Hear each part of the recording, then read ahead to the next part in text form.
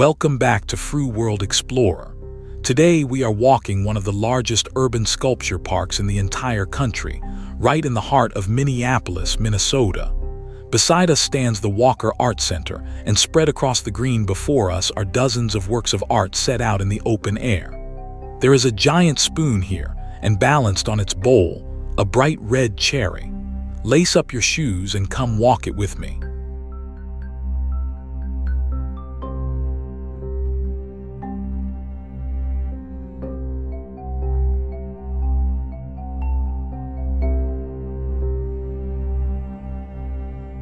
The Minneapolis Sculpture Garden sits just west of downtown, on land that the Walker Art Center tends together with the Minneapolis Park and Recreation Board. It covers about 11 acres, holds roughly 40 permanent installations, and welcomes visitors free of charge every day of the year. This is not a museum you move through in a hush. It is a park, a lawn, a place where families picnic among sculptures the size of houses.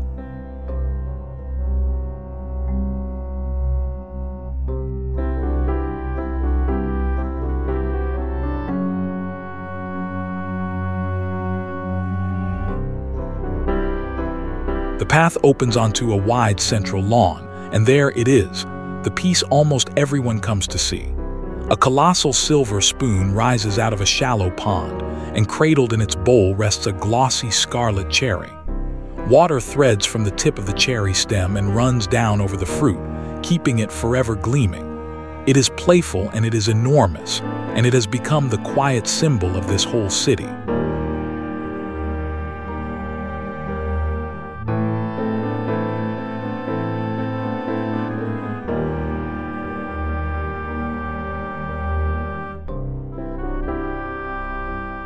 This is Spoonbridge and Cherry, completed in 1988 for the garden's opening. It stretches some 52 feet from the spoon's handle to the far edge of the bowl and weighs close to 7,000 pounds in stainless steel and aluminum. The pond beneath it was shaped like the seed of a linden tree, its shores planted with irises and reeds. A gift of $500,000 from the collector Frederick Weissman helped bring it to life.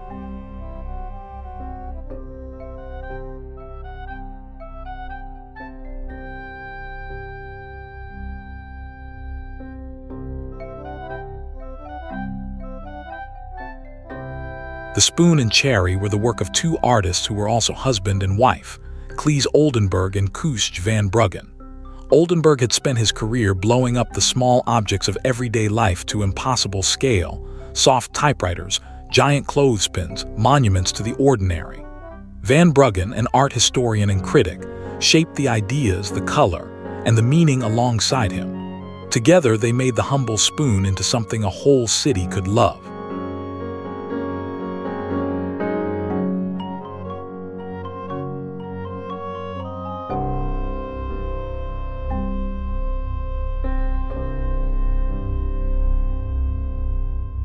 Long before the sculptures arrived, this ground had many lives. It served as military parade grounds, then as formal floral gardens from about 1913 into the 1960s, and later as ordinary sports fields. The Walker Art Center itself grew up next door across the 20th century, gathering one of the country's great collections of modern art. When the museum looked to give its sculpture room to breathe, this open land was waiting.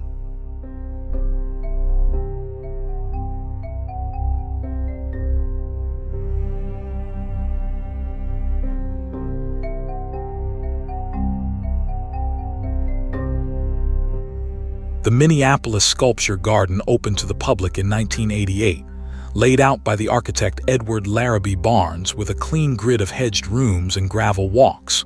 4 years later, in 1992, a northward expansion added 3.5 acres of gentler, more naturalistic ground. From the start, it was meant to be democratic, a place where great art stood outdoors, unticketed, open to anyone who wandered in.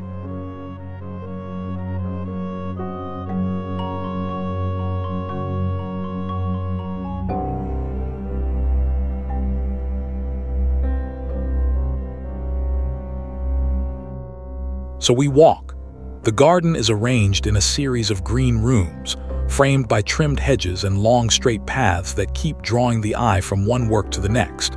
Around us stand pieces gathered over decades. Among them, Katharina Fritzsch's brilliant blue rooster and Theister Gates's dark standing vessel. Every turn offers a new silhouette against the Minneapolis sky. It is a slow, unhurried kind of looking.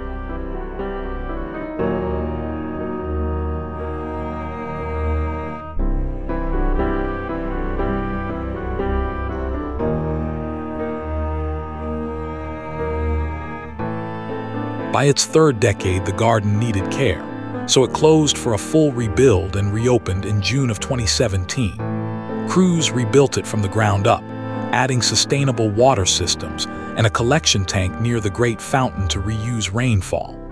18 new artworks joined the collection at the same time. The garden that reopened was greener and more careful than before, yet its beloved centerpiece stood exactly where it always had.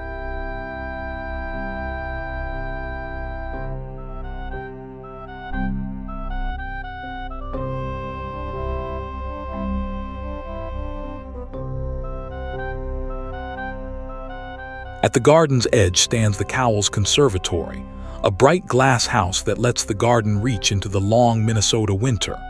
Under its panes, plantings stay green while snow gathers on the sculptures outside. It is a gentle reminder of how far north we stand, where the growing season is short and a room of glass becomes its own small paradise. Even in January, something here is alive.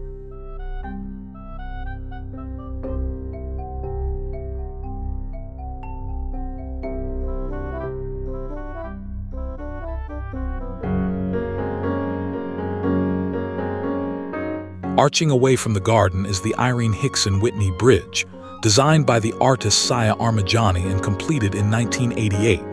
It carries walkers over the roar of Hennepin Avenue and Interstate 94 to reach Loring Park beyond. It is a sculpture you can walk across, and along its beams runs a poem by John Ashbery, spelled out in metal letters overhead. Art here is not only to look at, it is to move through.